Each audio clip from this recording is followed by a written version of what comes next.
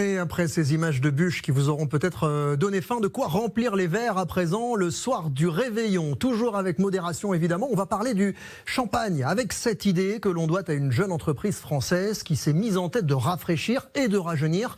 L'image parfois un peu guindée associée à cette boisson. Casser les codes du champagne pour séduire de nouveaux amateurs. C'est un reportage signé Romain Ardois et Eva Desroilles.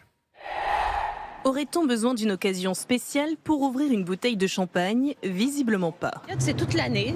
Dès l'instant, il y a quelque chose à fêter. C'est avec les copains, c'est beaucoup les fêtes de fin d'année, c'est les anniversaires, mais c'est aussi quand on est invité. Mais quand on pose la question à la jeune génération, les bulles récoltent moins d'enthousiasme. C'est surtout pour les fêtes par rapport à son prix.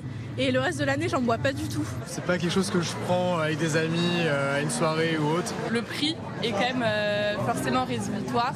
On n'achète pas une bonne bouteille de champagne au même prix qu'une bonne bouteille de vin. Avide de challenge, cette marque a pourtant choisi de cibler les trentenaires. C'est délicieux, c'est sec, il n'y a pas beaucoup de sucre et c'est toujours mieux pour la santé. Moins de sucre, plus de naturel, voilà de quoi séduire cette tranche d'âge qui souhaite également plus de transparence. On apporte vraiment toute l'info nécessaire, d'où ça vient, avec qui ça a été fait, comment ça a été fait, le sucre, les dates de dégorgement pour les puristes, etc. Autre argument, une meilleure traçabilité, donc pas de mélange, mais une seule année de récolte et un seul terroir, comme celui de ces vignes de Beton dans la Marne. On veut un traçable pour les consommateurs et quoi de mieux que faire ça avec des coopératives sectorisées qui sont là à Beton avec des approvisionnements qu'autour du village. Et pour désacraliser la consommation de champagne, on laisse les flûtes au placard, place un nouveau contenant, le Blida. C'est là-dedans que les vignerons boivent le champagne et donc on trouvait ça très important par rapport à notre modèle de faire le lien justement avec ces vignerons qui sont nos premiers partenaires. Et puis l'avantage du Blida, c'est que c'est un côté très convivial, très pratique, c'est incassable. Et pour éviter de casser son porte-monnaie, la marque propose des cuvées d'entrée de gamme à partir de 30 € la bouteille.